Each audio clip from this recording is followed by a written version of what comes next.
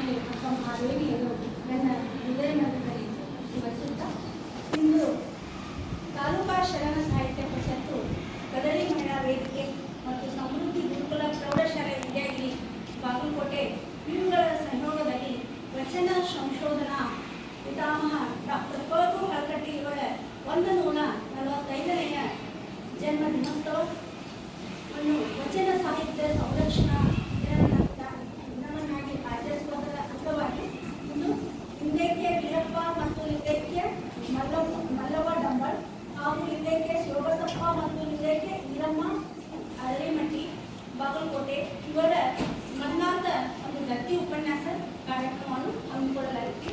ಇಂಥ ಒಂದು ದತ್ತಿ ಉಪನ್ಯಾಸ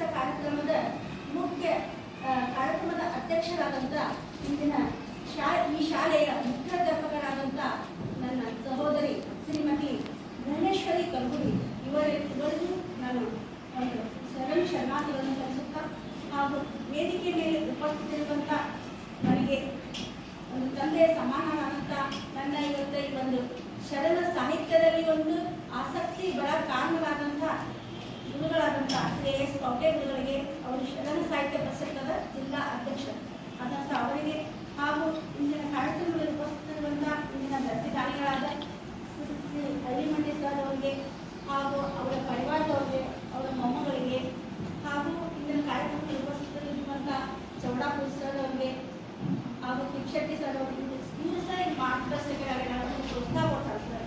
ಅದೇ ಅಲ್ಲದೆ ನಮ್ಮ ಕದಳಿ ಮಹಿಳಾ ವೇದಿಕೆಯ ಸದಸ್ಯರಾದಂಥ ಶ್ರೀಮತಿ ಚೇತನಾ ಬಲ್ಗಾರ್ ಇವರಿಗೆ ಹಾಗೂ ಮುಖ್ಯವಾಗಿ ಮುದ್ದು ಮಕ್ಕಳಿಗೆ ನಿಮ್ಮೆಲ್ಲರಿಗೂ ನನ್ನ ತುಂಬ ಹೃದಯದ ಶರಣಾರ್ಥಿಗಳು.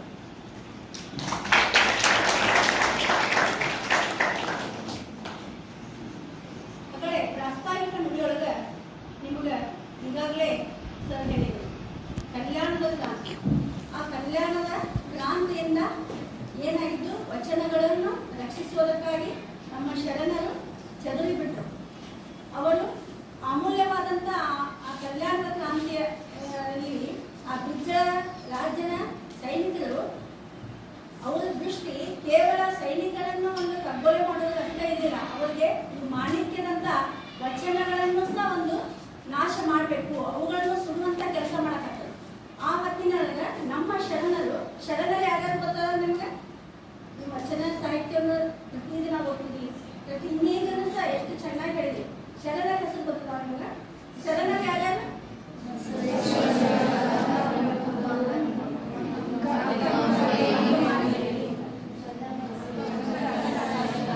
ಚೌಡಯ್ಯ, ರೋಹನ ಕಕ್ಕಯ್ಯ, ಹನುಪದ ಅಪ್ಪಣ್ಣ, ಈ ಹಲವಾರು ಶರಣರು ಏನ ಕಲ್ಯಾಣಕ್ಕೆ ಅಫ್ಘಾನಿಸ್ತಾನ ಕಾಶ್ಮೀರದಿಂದ ಬಂದಿದ್ರು. ಬಸವಣ್ಣನ ಒಂದು ಕಾಯಕ ದಾಸೋಹ, ಅವನ ಒಂದು ಮೌಲ್ಯಗಳ ಮೇಲೆ ಒಂದು ಸಮಾಜವನ್ನು ಕಟ್ಟುತ್ತಿದ್ದ ಮಾನವೀಯ ಮೌಲ್ಯಗಳ ಮೇಲೆ ಸಮಾಜವನ್ನು ಕಟ್ಟುವಂತಹ ಒಂದು ವೈಚಾರಿಕ ನೆಲೆಯಲ್ಲಿ ಬಸವಣ್ಣ ನಿರ್ಮಿಸುತ್ತಿರುವಂತಹ ಸಮಾಜದ ಅವನ ಕಾರ್ಯಗಳಿಗೆ ಆಕರ್ಷಿತರಾಗಿ ಎದೆಲ್ಲಿಂದ ಬಂದು ಸೇರಿದಂತಹ ಶರಣರು ತಮ್ಮ ವಚನಗಳಂದ್ರೇನು, ತಮ್ಮ ಅನುಭವದ ನುಡಿಗಳನ್ನೇ ತಮ್ಮ ನಡೆ ನುಡಿ ಒಂದಾದ ಒಂದು ಮಾತುಗಳು, ಅವುಗಳು ಸ್ತೋತ್ರಗಳಾಗಿದ್ದು, ಅವು ಕನ್ನಡ ಉಪನಿಷತ್ತುಗಳು. ಅಂತ ಒಂದು ಮೌಲ್ಯಯುತವಾದಂಥ ಒಂದು ಅನುಭವದ ನುಡಿಗಳನ್ನು ಏನು ಶರಣರು ರಚಿಸಿದ್ರಲ್ಲ ವಚನಗಳನ್ನ, ಅವರ ಒಂದು ಮಾನವೀಯ ಒಂದು ಸಮಾಜದ ಮೌಲ್ಯವನ್ನ ಇವನ್ನೆಲ್ಲ ಸಹಿಸದ ಕೊಯಕಿಗಳು ವಿಜ್ಜಳ ರಾಜನಿಗೆ ಏನ ಇಲ್ಲದ ಸಲ್ಲದನ್ನು ಹೇಳಿ ಶರಣರ ಮೇಲೆ ಧೂಳು ಕಟ್ಟಿದ್ರು. ಆಗ ವಿಜ್ಜಳನ ಒಂದು ಆಜ್ಞೆಯ ಪ್ರಕಾರ, ಆ ಕೊಯಕಿಗಳ ಪ್ರಕಾರ ಶರಣರು ಎಲ್ಲಿ ಕಾಣ್ತಾರ ಅವರನ್ನು ಕಗ್ಗೊಲೆ ಮಾಡೋದು, ವಚನ ಸಾಹಿತ್ಯವನ್ನು ಸುಡುವುದು, ಈ ರೀತಿಯಾಗಿ ನಡೆದಾಗ ಶರಣರು ಆ ಅಮೂಲ್ಯವಾದ ವಚನ ಸಾಹಿತ್ಯವನ್ನು ರಕ್ಷಿಸುವುದಕ್ಕೋಸ್ಕರ ಚದುರಿ ಬಿಟ್ಟರು. ಉಳ್ವಿ ಕಡೆ ಹೋದ್ರು, ಎಲ್ಲರೂ ತಮ್ಮ ತಿಳಿದ ಕಡೆಗೆ ಹೋದ್ರು. ನಾಡಿನ ತುಂಬೆಲ್ಲ ಹೋಗಿ ಮನೆಗಳಿಗೆ ಸಿಕ್ಕಂತಹ ಮಠ ಮಾನ್ಯಗಳಿಗೆ ಆ ವಚನಗಳನ್ನು ಕೊಟ್ಟು, ಇವು ಅಮೂಲ್ಯವಾದಂತಹ ವಿಷಯಗಳು, ಇವುಗಳನ್ನ ರಕ್ಷಣೆ ಮಾಡ್ರಿ, ಸಂರಕ್ಷಣೆ ಮಾಡ್ರಿ, ಇವನ್ನ ಪೂಜಿಸ್ರಿ ಅಂತ ಸಹ ಇದ್ರು. ಆ ರೀತಿ ನಮ್ಮಲ್ಲಿ ಜನರಲ್ಲಿ ಪೂಜೆ ಭಾವನೆಯಿಂದ ಪೂಜಿಸಿದ ರಕ್ಷಣೆ ಮಾಡ್ತಾರ. ಇವನ್ನ ಯಾರಿಗೆ ಕೊಡಬೇಡ್ರಿ, ಇವನ್ನ ರಕ್ಷಣೆ ಮಾಡಂತ ಏನು ಶರಣರು ಎಲ್ಲೆಲ್ಲಿ ಕೊಟ್ಟು ಹೋದ್ರಲ್ಲ, ಮನೆಗಳಿಗೆ ಮಠ ಮಾನ್ಯಗಳಿಗೆ ಕೊಟ್ಟು ಹೋದಂತ ವಚನ ಸಾಹಿತ್ಯ ಯಾವುದು? ಶರಣರ ಶತಮಾನ ಯಾವುದು? 12ನೇ ಶತಮಾನ, ಬಸವಾದಿ ಶರಣರ ಶತಮಾನ 12. ಅಂದಿನಿಂದ ಅದು ಈ ನಮ್ಮ 20ನೇ ಶತಮಾನದವರೆಗೂ ಸಹ ಒಂದು ಅಲ್ಪ ಸ್ವಲ್ಪವಾಗಿ ಒಂದು 40 ಶರಣರ ಅಷ್ಟ ಪರಿಚಯ ಇರಬೇಕು. ಬೆಳವಣಿಗೆ ಎಷ್ಟು ಶರಣರ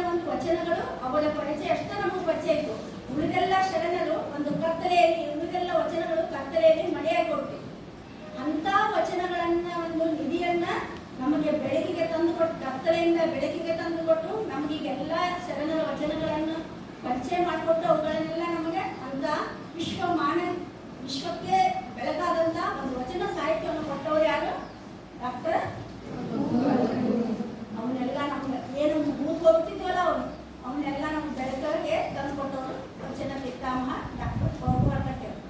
ಅವರ ಒಂದು ಜನ್ಮ ನಿಮ್ಗೆಲ್ಲ ಹುಟ್ಟಹಬ್ಬ ಮಾಡ್ಕೋತೀರಿ, ಮಾಡ್ಕೋತಿರಲ್ಲ, ನೀವು ಹುಟ್ಟಹಬ್ಬ ಹುಟ್ಟಹಬ್ಬ ಹಂಗ ಬಹು ಹಳಕಟ್ಟಿ ಅವರ ಹುಟ್ಟಹಬ್ಬ.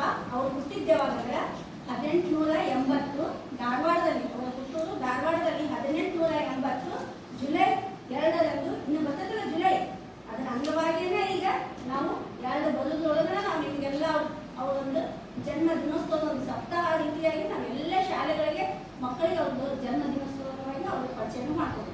ಅದಕ್ಕೆ ಅವರು ಜುಲೈ 2, 1880 ಧಾರವಾಡದಲ್ಲಿ ಡಾಕ್ಟರ್ ಪೌರ್ವ ಹಳಕಟ್ಟಿ ಅವರು ಗುರುಬಸಪ್ಪ ಹಾಗೂ ದಾನಮ್ಮ ಎಂಬ ಪುಣ್ಯ ದಂಪತಿಗಳ ಗರ್ಭದಲ್ಲಿ ಜನಿಸಿದರು. 1880 ಜುಲೈ 2ರಂದು ಜನಿಸಿದರು. ಅವರ ಪೂರ್ಣ ಹೆಸರು ಫಕೀರಪ್ಪ. ಅವರ ಹೆಸರು ಫಕೀರಪ್ಪ ಅಂದ್ರೆ ನೋಡ್ರಿ, ಸನ್ಯಾಸಿಗಳನ್ನ ಹುಟ್ಟುವಾಗ ಅವ್ರ ಹೆಸರು ಹಂಗ ತಾಳಕ್ಕೆ ತಕ್ಕಂತ ಹಾಗೆ ಬಂದ್ಬಿಟ್ಟು ಹೆಸರು ಫಕೀರಪ್ಪ ಗುರುಬಸಪ್ಪ ಹಳಕಟ್ಟಿ ಅಂತ ಹೇಳಿ ಹೆಸರು. ಧಾರವಾಡದಲ್ಲಿ ಜನಿಸಿದರು. ಅವರು 3 ವರ್ಷ ಅವ್ರು 3 ವರ್ಷದವ್ರು ಇರುವಾಗಲೇ ಅವ್ರ ತಾಯಿಯನ್ನು ತಗೋತಾರೆ. ಅವ್ರ ತಾಯಿಯನ್ನು ತಗೋತಾರ. ಮುಂದೆ ಅವರ ಅಜ್ಜಿಯ ಒಂದು ಆರೈಕೆಯಲ್ಲಿ ಬೆಳೀತಾರ. ತಂದೆ ಸಹ ಮೇಧಾವಿ, ಒಬ್ಬ ಶಿಕ್ಷಕರಾಗಿದ್ದರು, ಆದರ್ಶ ಶಿಕ್ಷಕರು, ಮೇಧಾವಿಗಳು, ಸಾಹಿತಿಗಳಾಗಿದ್ದರು ತಂದೆಯವರು. ಅವರ ತಂದೆಯಿಂದ ಅವರು ಬಾಲ್ಯದಲ್ಲಿ ಏನು ಕಲಿತರು? ಪುಸ್ತಕಗಳನ್ನು ಓದುವುದನ್ನು ಕಲಿತರು. ತಂದೆಗಳು ಬಹಳ ಸಾಹಿತಿಗಳ ಪುಸ್ತಕಗಳನ್ನು ಓದುವುದು. ನಿಮ್ಮ ಇವಾಗಲೇ ಅವರು ಶಾಲೆಯ ಪುಸ್ತಕಗಳನ್ನಷ್ಟೇ ಅಲ್ಲ, ವಿವಿಧ ಸಾಹಿತ್ಯಗಳನ್ನ, ವಿವಿಧ ಚರಿತ್ರೆಗಳನ್ನ ಎಲ್ಲ ಓದುವುದನ್ನು ಅವಾಗ ಅವರು ರೂಢಿ ಮಾಡ್ಕೊಂಡಿದ್ರು. ಅಂತವರ ಶಿಕ್ಷಣ, ಪ್ರೌಢ ಶಿಕ್ಷಣ, ಪ್ರಾಥಮಿಕ ಶಿಕ್ಷಣ, ಪ್ರೌಢ ಶಿಕ್ಷಣ ಧಾರವಾಡದಲ್ಲೇ ಮುಗಿತು. ಮುಂದಿನ ಹೆಚ್ಚಿನ ವಿದ್ಯಾಭ್ಯಾಸ ಅವರು BA ಹಾಗೂ LLB ಮುಂಬೈಯೊಳಗ ಕಲಿಯಾಕೆ ಹೋದ್ರು. ಆಗ ಕಲಿಯಾಕ ಮುಂಬೈಯೊಳಗೆ ಹೋದಾಗ ಅವರಿಗೆ ಸಹಪಾಠಿಗಳ ಅನುಭವ ಸಿಕ್ಕದಂದ್ರೆ ನಮ್ಮ ಕನ್ನಡದ ಕುಲವು ಪೂರೈಕರಾದಂಥ ಆಲೂರ ವೆಂಕಟರಾಯರಂತ ಸಹಪಾಠಿಗಳು ಬಂದರು. ಅವರು ಮುಂಬೈಗೆ ಹೋದಾಗ ನೋಡ್ತಿದ್ರಲ್ಲಿ ಎಲ್ಲ ಮರಾಠಿಗರು ಭಾಷೆಯ ಮೇಲೆ ಎಷ್ಟು ಅಪಾರವಾದಂತಹ ಪ್ರೀತಿ ಇರ್ತಾರೆ ಎಲ್ಲ ಮರಾಠಿಗಳಿಗೆ. ನಮ್ಮ ಭಾಷೆಯನ್ನು ಅಷ್ಟು ಪ್ರೀತಿಸಿದ್ರು. ಆದ್ರೆ ನಮ್ಮ ಕನ್ನಡದೊಳಗೆ ನಮ್ಮ ಕನ್ನಡಕ್ಕೆ ಒಂದು ಬೆಲೆನೇ ಇಲ್ಲ. ನಮ್ಮ ಮಂದಿ ಅದಕ್ಕೊಂದು ಮಹತ್ವನ ಕೊಟ್ಟಿಲ್ಲ ಅನ್ನೋದನ್ನು ನೋಡಿತ್ತು ಅವ್ರಿಗೆ ಬಾಲ್ಯದಲ್ಲಿ. ಆಮೇಲೆ ವಿದ್ಯಾರ್ಥಿ ಆಗಿರುವಾಗಲೇ ನಿಮ್ಮನ್ನೇ ಇದ್ದಾಗ ಅವ್ರು ಸ್ಟ್ಯಾಂಡರ್ಡ್ ಒಬ್ಬರು ಸರ್, ಅವರು ಗ್ರಾಮೀಣ್ ಸರ್ ಅಂತ ಅವ್ರು ಏನು ಹೇಳ್ತಿದ್ರು ವೀರ ಶೈವದೊಳಗೆ ಹಿಂಗಾದೊಳಗೆ ಯಾವ ಒಂದು ಮಹಾನ್ ವ್ಯಕ್ತಿಗಳಿಲ್ಲ, ಅಲ್ಲಿ ದೊಡ್ಡ ಸಾಹಿತ್ಯವನ್ನು ನೋಡುವಂಥ ಒಂದು ಸಾಹಿತ್ಯಗಳು ಅಂತೇಳಿ ಯಾವಾಗಲೂ ಅಂತ ಅನಂತವಾದಂತ ಮಾತಾಡ್ತಿದ್ರು. ಅದನ್ನು ಸಹ ಅವ್ರಿಗೆ ಪಡಿತಿದ್ರು ವಿದ್ಯಾರ್ಥಿ ಆಗಿರುವಾಗಲೇ. ಮುಂದೆ ಅವ್ರು LLB BA LLB ಮುಗಿಸಿದ ಮೇಲೆ ಅವರಿಗೆ ಮದುವೆ ಆಯಿತು. ಅವರು ಬನಹಟ್ಟಿಯ ತಮ್ಮಣ್ಣಪ್ಪ, ಚಿಕ್ಕೋಡಿ ತಮ್ಮಣ್ಣಪ್ಪ ಅನ್ನೋದ ಒಂದು ಮಗಳು ಭಾಗೀರಥಿಯನ್ನ ಮದುವೆ ಆಗ್ತಾರ. ಮುಂದೆ ಅವರು ವಕೀಲವೃತ್ತಿಯನ್ನು ಪ್ರಥಮವಾಗಿ ಪ್ರಾರಂಭಿಸಿದ್ದು ಎಲ್ಲಂತಂದ್ರೆ ಬೆಳಗಾವಿಯಲ್ಲಿ ವಕೀಲವೃತ್ತಿಯನ್ನು ಪ್ರಾರಂಭಿಸ್ತಾರೆ.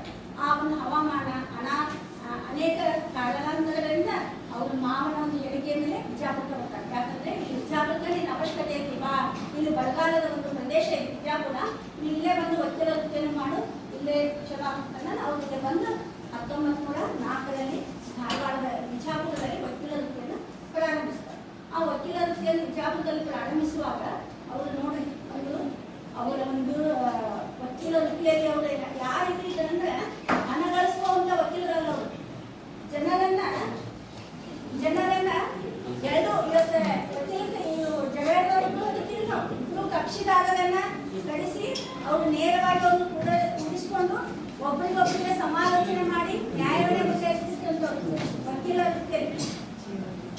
ಈ ರೀತಿಯಾದಂಥ ವಕೀಲ ವೃತ್ತಿಯನ್ನು ಮಾಡುತ್ತಾ ಅವರು ವಕೀಲ ವೃತ್ತಿಯೊಂದಿಗೆ ನಾಡನುಡಿಯ ಸೇವೆಯನ್ನು ಸಹ ಮಾಡಿದವರು. ನಾಡನುಡಿಯ ಸೇವೆಯನ್ನು ಮಾಡಿ ಅವರು ಈಗ ನಮ್ಮ ಬಿಜಾಪುರದಲ್ಲಿ ಪ್ರಸಿದ್ಧವಾದಂತಹ ಶಿಕ್ಷಣ ಸಂಸ್ಥೆ ಯಾವುದು BLD, ಅದನ್ನು ಸಂಸ್ಥಾಪಕರು ಯಾರು? ಬಹು ಹಳಕಟ್ಟಿ ಅವರ. ಆಮೇಲೆ ಸಿದ್ದೇಶ್ವರ ಬ್ಯಾಂಕ್ ಅಂತ ಐತಲ್ಲ, ಎಲ್ಲರಿಗೂ ಸಹಕಾರಿ ಆಗಲಿ ಸಿದ್ದೇಶ್ವರ ಬ್ಯಾಂಕ್ಗಳನ್ನು ಸ್ಥಾಪನೆ ಮಾಡಿದ್ರು. ಅದಲ್ಲದೆ ನೇಕಾರರಿಗಾಗಿ ಒಂದು ಸಹಕಾರಿ ಸಂಘಗಳನ್ನು, ಆಮೇಲೆ ಕೃಷಿಗಾಗಿ, ಒಕ್ಕಲತನಕ್ಕಾಗಿ ಅವರು ಮಾಡಲಾದಂಥ ಯಾವ ಕಾರ್ಯಗಳೂ ಇಲ್ಲ. ನಗರಸಭಾ ಒಂದು ಸದಸ್ಯರಾಗಿಯೂ ಸಹ ಕಾರ್ಯ ಮಾಡಿದರು.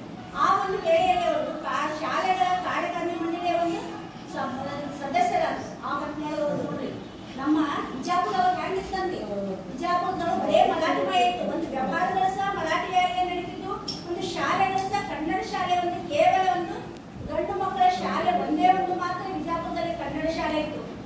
ಎಲ್ಲ ಮರಾಠಿಮಯನ ಶಾಲೆಗಳಲ್ಲಿ ಇದ್ರು. ಅವಾಗ ಅವ್ರಿಗೆ ಒಂದು ಸಿಕ್ಕಂತ ಒಂದು ಅವಕಾಶದಿಂದ ಅವ್ರು ಏನ್ ಮಾಡಿದ್ರು, ಹೆಣ್ಣು ಮಕ್ಕಳಿಗಾಗಿ ಒಂದು 4 ಶಾಲೆಗಳನ್ನು, ಗಂಡು ಮಕ್ಕಳಿಗಾಗಿ 7 ಶಾಲೆಗಳನ್ನು ವಿಜಾಪುರದಲ್ಲಿ ತೆರೆದರು. ಶಾಲೆ ತೆರೆಯುವುದರೊಂದಿಗೆ ಅಲ್ಲಿರುವ ಜನರನ್ನು ಸಂಪರ್ಕ ಮಾಡಿಕೊಂಡು ಜನರಿಗೆ ಕನ್ನಡದಲ್ಲಿ ಇರುವಂತಹ ಒಂದು ಕನ್ನಡದ ಬಗ್ಗೆ ಆಸಕ್ತಿ ಮೂಡಿಸಿದರು. ಕನ್ನಡದ ಬಗ್ಗೆ ಅವರಿಗೆಲ್ಲ ಹೇಳಿಕೊಟ್ಟದ್ರಿಂದ ಇಂದು ನಾವು ಕನ್ನಡ ವಿಜಾಪುರದಲ್ಲಿ ನಾವು ಕನ್ನಡ ಕಾಣಲು ಸಾಧ್ಯವಿದೆ. ಅದಕ್ಕೆಲ್ಲ ಕಾರಣ ನಾವು ಕನ್ನಡದ ಉಳಿಬೇಕಾದ್ರೆ ನಮ್ಮ ಭಾಗದಲ್ಲಿ ಎಲ್ಲ ಮುಂಬೈ ಪ್ರಾಂತ್ಯದ ಭಾಗವಾಗಿಬಿಟ್ಟಿತ್ತು. ನಮ್ಮಲ್ಲೆಲ್ಲ ಕನ್ನಡ ಉಳಿಬೇಕಾದ್ರೆ ಇಲ್ಲಿ ಬೆಳೆಸಿದ್ದು ಡಾಕ್ಟರ್ ಕೋರ್ವಾಡ್ಕಟ್ಟನ್ನು ನಾವು ಮರೆಯುವಂತಿಲ್ಲ. ಈ ರೀತಿಯಾಗಿ ಕನ್ನಡ ಶಾಲೆಗಳನ್ನು ತೆಗೆದು ಹೆಣ್ಣು ಮಕ್ಕಳಿಗಾಗಿ ತೆಗೆದು, ಗಂಡು ಮಕ್ಕಳಿಗಾಗಿ ಬೇರೆ ಶಾಲೆಗಳನ್ನು ತೆಗೆದು ಈ ರೀತಿಯಾಗಿ ಕನ್ನಡವನ್ನು ಸಹ ಸೇವೆ ಮಾಡಿದ್ರು.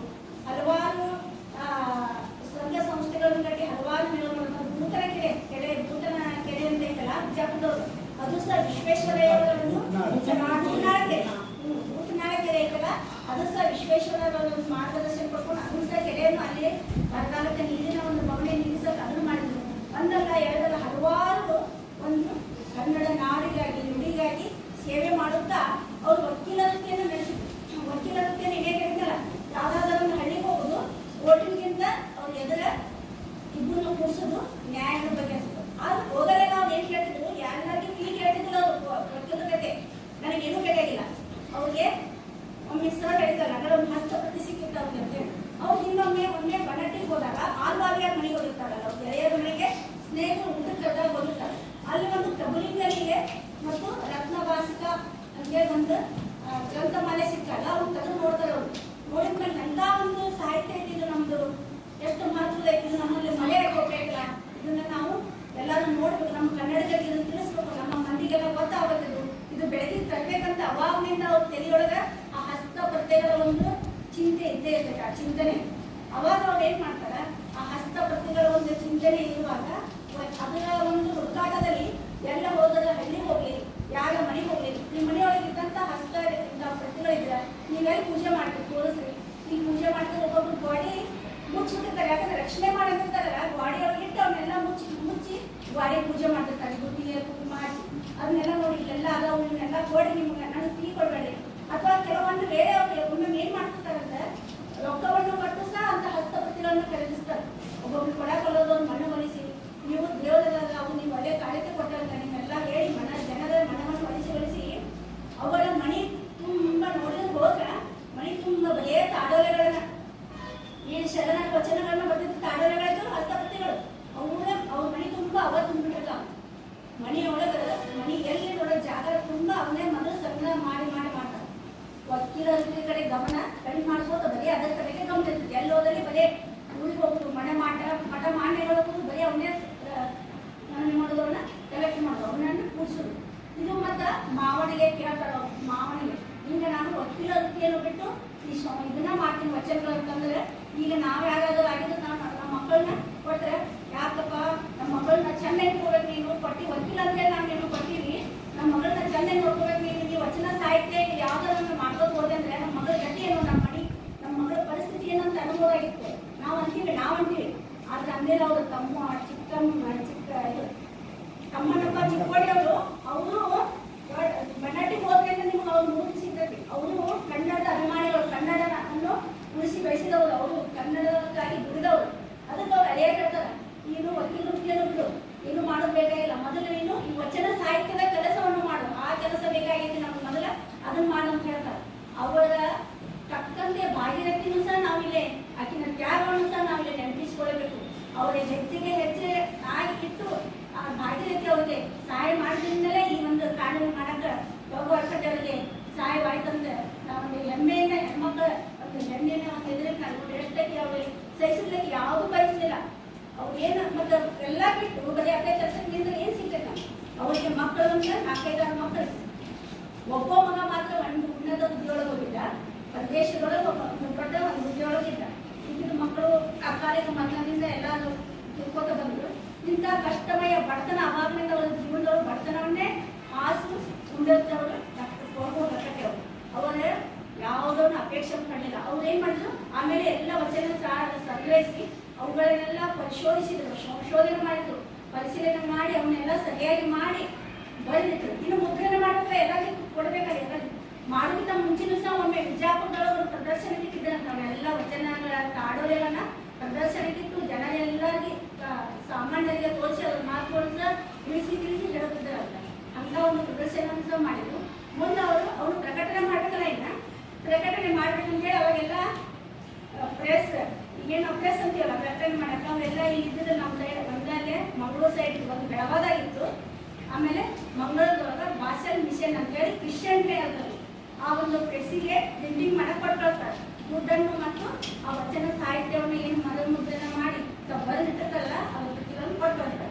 ಅವಾಗ ಪಾದ್ರಿಗಳನ್ನು ನೋಡ್ತಾರೆ, ಅವ್ರು ಕಳೆ ಕಳಿಸ್ಬಿಡ್ತಾರೆ, ಒಂದಿನ ಬರ್ತಿರ್ತಾರೆ. ಈಗ ನಿಮ್ಮ ಈ ಒಂದು ಸಾಹಿತ್ಯವನ್ನು ನಾವು ಪ್ರಕಟ ಮಾಡಕ್ಕೆ ನಮ್ಗೆ ಸಾಧ್ಯ ಆಗುದಿಲ್ಲ. ಯಾಕಂದ್ರೆ ನಾವು ಪ್ರಕಟ ಮಾಡಿದ್ವಿ ಅಂದ್ರೆ ನಮ್ಮ ಧರ್ಮದ ಒಂದು ಮಹತ್ವ ಗೌಣ ಆಗ್ತೈತಿ, ಕಡಿಮೆ ಆಗ್ತೈತಿ. ನಿಮ್ಮ ವಚನ ಸಾಹಿತ್ಯದಲ್ಲಿರುವಂತಹ ಮೌಲ್ಯಗಳು ನಮ್ಮ ಒಂದು ಮೌಲ್ಯಗಳಿಗಿಂತ ಒಂದು ಉನ್ನತ ಮಟ್ಟದೊಳಗದಾವು, ಬಹಳ ಮಹತ್ವದವು. ಅದಕ್ಕೆ ನಾವು ಮಾಡಕ್ ಆಗೋಲ್ಲ ಅಂತ ಕಳಿಸ್ತಾರೆ. ಅವಾಗ ನೋಡ್ರಿ ಒಂದು ಕ್ಷಣ ಕಟ್ಟದ ಕಣ್ಣಾಗ ನೀರು ಬರ್ತಾವ. ಕಣ್ಣಾಗ ನೀರು ಬಂದ್ರು ಸಹ ಮತ್ತೊಮ್ಮೆ ಅವ್ರಿಗೆ ಎಷ್ಟು ಉತ್ಸಾಹ ಆಗತ್ತಂದ್ರೆ ಅವಾಗ ನನ್ನ ವಚನ ಸಾಹಿತ್ಯ, ನನ್ನ ಸಾಹಿತ್ಯ ಇಂಥ ಬೇಕಲ್ಲ, ಇಂಥ ಮಾನ್ಯವಾದಂಥ ಒಂದು ಸಾಹಿತ್ಯ ಐತಿ. ಅವರು ತಮ್ಮ ಒಂದು ಧರ್ಮಕ್ಕಿಂತ ಹೆಚ್ಚು ನಮ್ಮ ಸಾಹಿತ್ಯ ಅಂತ ಹೇಳಿದ್ರು. ಇಂಥ ನನ್ನ ಸಾಹಿತ್ಯನ ನಾನು ಬಿಡುದು ಬೇಡ ಅಂತ ಹೇಳಿ ಅವ್ರು ಅವಾಗ ಬೆಳಗಾವ್ ಕಳಿಸ್ತಾ ಇರ್ತಾನ. ವಚನ ಸಾರ ಅಂತ ಹೇಳಿ ಒಂದು ಬೃಹತ್ ಗ್ರಂಥವನ್ನು ಅವತ್ತು ಬಿಡುಗಡೆ ಮಾಡ್ತಾರೆ, ಅದು ಮಾಡಿಸಿ. ಆಮೇಲೆ ಹೀಗೆ ಅದೊಂದು ದೊಡ್ಡ ಬೃಹತ್ ಗ್ರಂಥ ವಚನ ಸಾರ ಅಂತೇಳಿ ಮಾಡ್ತಾರೆ ಮೊದಲು. ಆಮೇಲೆ ಅವರು ಹಿಂಗ ಬರೆದು ತೆಗೆದು ಎಲ್ಲ ವಚನ ಸಾಹಿತ್ಯವನ್ನು ಮಾಡಿದ್ದು 10,000 ಪುಟಗಳಷ್ಟು ಮಾಡ್ಯಾರ. ಅವಾಗ ನೋಡಿ ಬರೀ ಹೇಳಿದ್ದಲ್ಲ, ಒಂದು ಸ್ವಲ್ಪ ಜನ ನಮ್ಗೆ ಶರಣರು ಬರ್ತಿದ್ರು. ಆದ್ರೆ ಪ್ರಭು ಹೊರಕಟ್ಟೆ ಅವ್ರು ಮಾಡಿದ 280 ಶರಣರ ಪರಿಚಯವಾಯಿತು ನಮಗ. ಅವರ ಶರಣರ ಜೀವನ ಚರಿತ್ರೆ ಸಿಕ್ಕು, ಅವ್ರದ್ದು ವಚನಗಳು ಸಿಕ್ಕು. ಆ ರೀತಿಯಾಗಿ ಎಲ್ಲ ಮಾಡಿದ್ದನ್ನು ಮತ್ತೆ ಮುಂದೆ ಮಾಡ್ಕೊಂಡು ಹೋಗ್ತಾರೆ. ಅವ್ರು ಪ್ರಿಂಟ್ ಏನ್ ಮಾಡ್ಬೇಕು ಅವ್ರು? ಅವಾಗ ಏನ್ ಮಾಡ್ತಾರೆ ನೋಡ್ರಿ, ಅವ್ರು ಇದ್ದಂತ ಒಂದೇ ಒಂದು ಮನೆ, ತಮಗಾಗಿ ಜೀವನಕ್ಕೆ ಆಶ್ರಯ ಆದಂತ ಒಂದೇ ಒಂದು ಮನೆಯನ್ನ ಮಾರಿದ್ರು. ನಾವೀಗ ಮಾಡ್ತೀವ, ನಾವೊಂದು 5 ಪೈಸಾ ಎಲ್ಲ ಒಂದು 10 ರೂಪಾಯಿ ಕಳ್ಕೊಳಕ್ ಆಗೋದು ನಮ್ಗೆ. ನಮ್ಮದನ್ನೋದು ನಮ್ದಲ್ಲೇ ಅವ್ರನ್ನ ನಾವು ನೆನೆಸ್ತೀವಿ. ಅವ್ರನ್ನ ಅದಕ್ಕೆ ಮಹಾತ್ಮನ ನೆನೆಸ್ಬೇಕಾದ್ರೆ ಹಂಗೆ ಇರೋದಿಲ್ಲ. ಅದು ಮಹಾತ್ಮ ಅನಿಸ್ಕೊಳ್ಬೇಕಂದ್ರೆ ಅವ್ರ ಜೀವನವನ್ನು ಒಂದು ಗಂಧದಂತೆ ಕೈದಿರ್ತಾರೆ. ಅವ್ರು ನೋಡಿ ಯುದ್ಧ ಒಂದು ಅಂತ ಮನೆಯನ್ನು ಮಾಡಿದ ವಿಜಾಪುರ ತಮ್ಮ ಮನೆಯನ್ನು ಮಾರಿ ಯುದ್ಧ ಚಿಂತಕ ಅಂತ ಅನ್ನುವಂಥ ಒಂದು ಪ್ರೆಸ್ ಅನ್ನು ಪ್ರಾರಂಭಿಸಿದ್ರು, ಹಾಕಿದ್ರು. ಅದಕ್ಕೆ ಅವಾಗಲಿಂದ ಅವರು ಶಿವಾನುಭವ ಅನ್ನುವಂಥ ಒಂದು ಪತ್ರಿಕೆಯನ್ನು ಪ್ರಾರಂಭಿಸಿದರು. ಆ ಶಿವಾನುಭವ ಪತ್ರಿಕೆಯನ್ನು ಪ್ರಾರಂಭಿಸಿದ್ರಲ್ಲ, ಅದರೊಳಗೆಲ್ಲ ಶರಣರ ವಚನಗಳು, ಅವುಗಳ ಭಾವಾರ್ಥಗಳು, ಅಲ್ಲಿರುವಂಥ ಕಠಿಣ ಶಬ್ದಗಳನ್ನ ಅವ್ರು ಬರೀತಿದ್ರಂತ. ಆಮೇಲೆ ಶರಣರ ಜೀವನ ಚರಿತ್ರೆ ಅವನ್ನೆಲ್ಲ ಮತ್ತು ಬರೀ ಪ್ರಿಂಟ್ ಮಾಡಿಸಿ ಕೊಡಲಿಲ್ಲ. ಅವರು ಒಂದು ಸೈಕಲ್ ಇತ್ತು, ಅವ್ರ ಸಂಗಾತಿ ಅದು ಸೈಕಲ್. ಆ ಸೈಕಲ್ ಮೇಲೆ ಮತ್ತೆ ಎಲ್ಲೂ ಹತ್ತಲಿಲ್ಲ ಅವರು. ಆ ಸೈಕಲ್ಗೆ ಎಲ್ಲವನ್ನು ಇಟ್ಕೊಂಡು ವಚನ ಶಿವಾನುಭವ ಪತ್ರಿಕೆ ಬಿಟ್ಕೊಂಡು ಒಂದು ಕೈಯಾಗಿ ಹಿಡಿದು ಓಣಿ ಮನೆಗೆ ಅಡ್ಡಾಡ್ತಿದ್ರು. ವಿಜಾಪುರದ ಮನೆಗೆ ಎಲ್ಲ ಓಣಿ ಅಡ್ಡಾಡಿ ಅವುಗಳನ್ನ ಮಕ್ಕಳು ಓದ್ರಿ, ನಮ್ಮ ಸಾಹಿತ್ಯ ಎಂತ ಶ್ರೀಮಂತ ಐತಿ ನೋಡ್ರಿ, ಓದ್ರಿ ನಾವು ಓದ್ರಿ ಅಂತ ಹೇಳಿ ಒಂದು ಹಂಬಲದಿಂದ ಇದರಿಂದ ಅದನ್ನು ಸಹ ಕೆಲಸ ಮಾಡಿದ್ರು. ಅದ್ರ ಜೊತೆಗೆ ನವರಂಗ ಎನ್ನುವಂತ ಒಂದು ಪತ್ರಿಕೆಯನ್ನು ಪ್ರಾರಂಭಿಸಿದ್ರು. ನವಕರ್ನಾಟಕ ಎನ್ನುವಂತ ಒಂದು ಪತ್ರಿಕೆ, ಅದು ಕನ್ನಡ ನಾಡು ನುಡಿಗಾಗಿ ಮತ್ತು ಅವಾಗ ಏಕೀಕರಣ ನಡೆದಿತ್ತು, ನಮ್ಮ ಕರ್ನಾಟಕದ ಹೋರಾಟದ ಏಕೀಕರಣ. ಅದಕ್ಕಾಗಿ ಸಹ ಅವರು ನವಕರ್ನಾಟಕ ಎನ್ನುವ ಪತ್ರಿಕೆಯನ್ನು ಪ್ರಾರಂಭಿಸಿದರು. ಅದು ಅಲ್ಲದೆ ಶಿವಾನುಭವ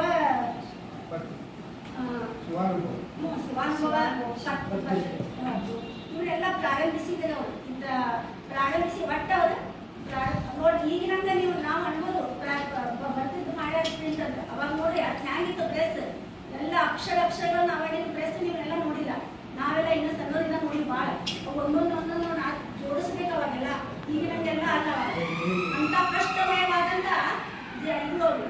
ಆಮೇಲೆ ಅವ್ರು ಅಷ್ಟು ಬಡತನದೊಳಗೆ ಎಲ್ಲ ಮಾಡ್ಕೋತಾರ, ಅವನ್ನೆಲ್ಲ ಕೆಲಸ ಮಾಡ್ಕೋತ ಬಂದ್ರೆ ಅವ್ರಿಗೆ ಎಷ್ಟು ಬಡತನ ಇತ್ತು ಅಂತಂದ್ರೆ ಅವ್ರ ಮೈಯೊಳಗೆ ಅವ್ರಿಗೆ ಒಂದೇ ಕೋಟ್ ಇತ್ತು. ಅವ್ರು ಒಂದು ಕನ್ನಡಕ, ಒಂದು ಕೋಟು, ಒಂದು ಸೈಕಲ್, ಅವ್ರ ಸಂಗಾತಿ ಇಬ್ಬರು ನಿಮ್ಗೆ ಆಮೇಲೆ ಅದು ವಿಜಾಪುರ ಸಿಗ್ತಾವು. ಅವನ್ನೆಲ್ಲ ಹಾಕೊಂಡು ಅವ್ರು ದೊಡ್ಡ ಕೋತ ಕೂತಾರೆ. ಅವ್ರಿಗೆಲ್ಲ ಕೆಲಸ ಮಾಡಿ ಎಲ್ಲ ದುಡಿತಿರ್ತಾರೆ ಪಾಪ. ಅವ್ರು ಬಂದಿದ್ದ ಎಲ್ಲ ಪತ್ರಿಕೆ ಕೊಡಬೇಕು ಮತ್ತು ಕೆಲಸಗಾರರಿಗೆ ಪಗಾರ ಕೊಡಬೇಕಿಲ್ಲ. ತಾವು ಉಪವಾಸ ಇದ್ದು ಕೆಲಸಗಾರರು ಒಂದು ದಿನ ಅವ್ರು ನೋಯಿಸ್ತಿದ್ರಂತ. ನಮ್ಮ ಕೆಲಸಗಾರರಿಗೆ ಏನು ಕೊಡ್ಬೇಕಂತ ಕೊಟ್ಟು ತಾವೇನೋ ಉಪವಾಸ ಇರ್ತಿದ್ರಂತ. ಅವರು ದೊಡ್ಡ ಕೂತಿರ್ತಾರ. ಒಮ್ಮೆ ಬೆಳಗಾವಿಯ ನಾಗೂರು ಶಿವಬಸವ ಸ್ವಾಮಿಗಳು ಹಾಗೂ ಅನ್ನದಾರೀಶ್ವರ ಹಲ್ಕೆ ಅನ್ನ ಅವ್ರು ಬೆಟ್ಟಿಗಾಗಿ ಬರ್ತಾರೆ. ಬೆಟ್ಟಿಗಾಗಿ ಬಂದಾಗ ಹೊಕ್ಕೋತ್ ಕುಂತಿದ್ದು ನೋಡಿ ಅವರು ಜೋಳ ಹೋದ್ಮೇಲೆ ಜೋಳ, ಒಂದು ದೋತ್ರ, ಒಳ್ಳೆ ಇವ್ರು ಪತ್ರ ಬರ್ತಾರಂತ ಒಬ್ಬ ಅಳ್ಕಟ್ಟಿ ಅವರು ಇವನ್ನೆಲ್ಲ ಕೊಡೋದಲ್ಲಿ ನನಗೆ ಒಂದು ಇನ್ನೊಂದು ರೊಕ್ಕ ಕೊಟ್ಟಿದ್ರೆ ಕ್ವಿಂಟಲ್ ಹಾಕಾಕಿತ್ತು ನನಗೆ ವಚನ ಸಾಹಿತ್ಯ ಮುದ್ರಿಸಲು ಸಹಾಯ ಆಗಿತ್ತು. ನೀವೆಲ್ಲ ಜೋಳ ಇವನ್ನೆಲ್ಲ ಯಾಕೆ ಕೊಡ್ತೀರಪ್ಪ ಅಂತ ನಮ್ಗೆ ಏನಿಲ್ಲ.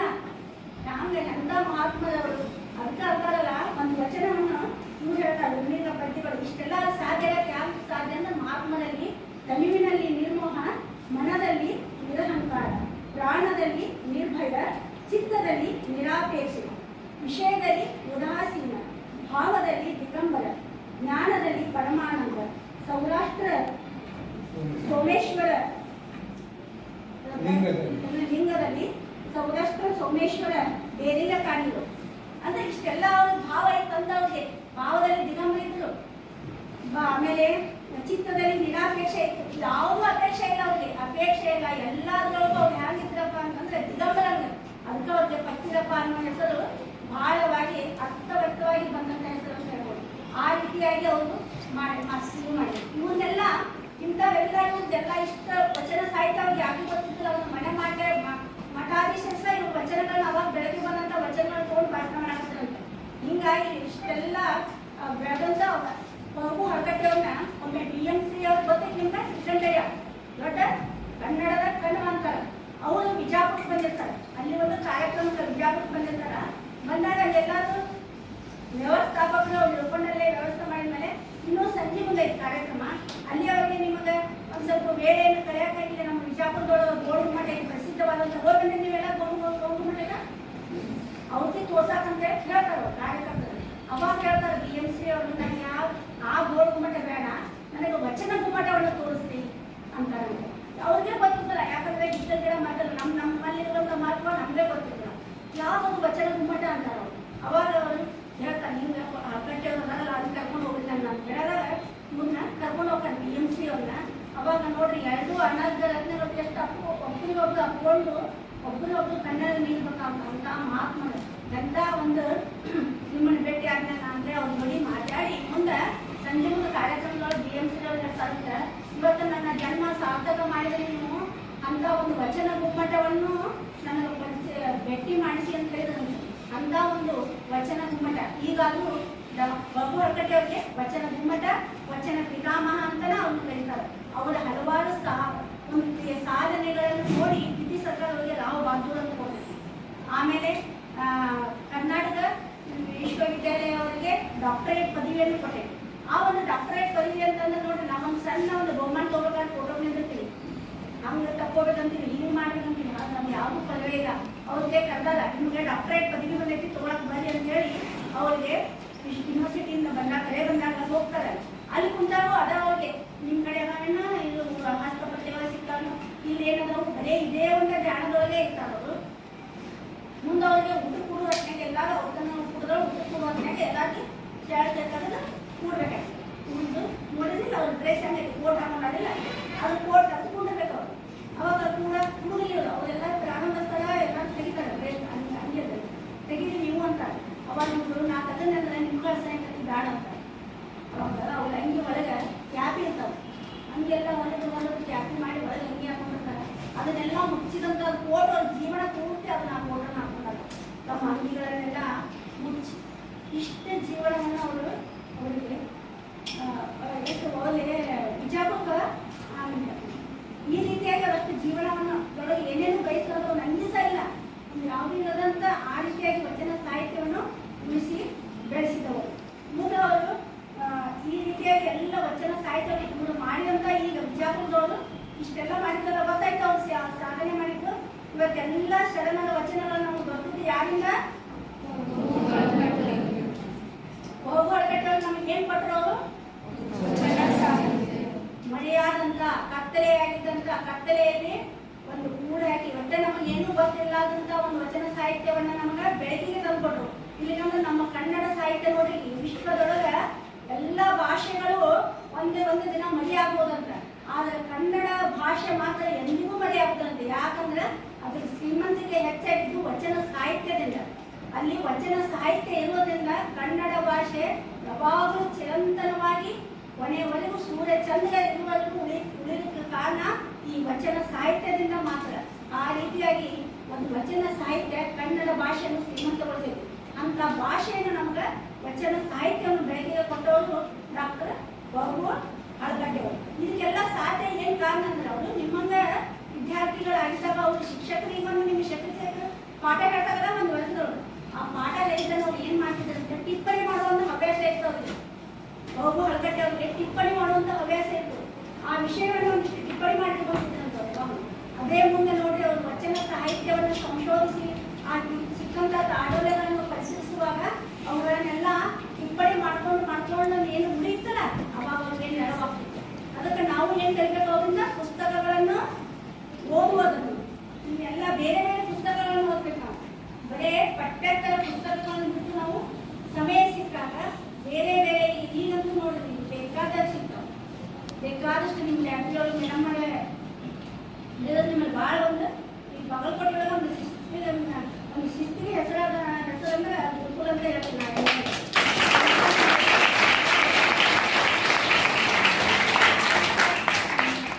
ಮುಖ್ಯ ಗುರುಗಳು ಆ ರೀತಿ ನೀವು ವಾರಕ್ಕೆ ಒಂದು ಪುಸ್ತಕಗಳು ಇಟ್ಕೊಂಡು 4 ಪೇಜ್ ಓದ್ಬೋದು. ನಿಮ್ಮ ಸಮಯ ಇದ್ದಾಗ ಮೊಬೈಲ್ ನೋಡಿ ಖಾಲಿ ಬೆಳೆ ಕಲಿಯುತ್ತದೆ. ಈ ರೀತಿಯಾಗಿ ಓದೋದ್ರಿಂದ ನೀವು ನಾಳೆ ನೀವು ಈಗ ಏನು ಬೊಬ್ಬಲ್ಗಟ್ಟರಿಗೆ ನೀವು ಇಷ್ಟೆಲ್ಲ ಮಾಡಿದಂಥ ಬೊಬ್ಬಲ್ಗಟ್ಟರಿಗೆ ನೀವು ಸಲ್ಲಿಸಬೇಕಾದದ್ದು ಏನಂತಂದ್ರೆ ಏನು ಸಲ್ಲಿಸ್ಬೇಕು? ಅವ್ರ ಕೃತಜ್ಞತೆ ನಾವು ಯಾವ ರೀತಿ ಸಲ್ಲಿಸಬೇಕು? ಓದ್ಬೇಕು. ವಚನಗಳನ್ನು ಓದುದು ಆರ್ಥಿಕಗಳನ್ನು ಓದೋದು ಕೇವಲ ಒಂದು ಪಠ್ಯಕ್ಕಾಗಲಿ ಅಥವಾ ಒಂದು ಏನೋ ಒಂದು ಓದ್ಬೇಕನ್ನೋ ಬೇಡ. ಅವುಗಳಲ್ಲಿ ನಾವು ಹೆಚ್ಚಿನ ಸಮಯವನ್ನು ಕಳೆದು ನಮ್ಮ ಸಮಯ ಸಿಕ್ಕಾಗಲೆಲ್ಲ ವಚನ ಸಾಹಿತ್ಯವನ್ನು ಶರಣರ ಚರಿತ್ರೆಯನ್ನು ನಮಗೆ ಹೀರೋ ಆಗಬೇಕಾದವ್ರು ಇವರು. ಈಗ ಪ್ರಭು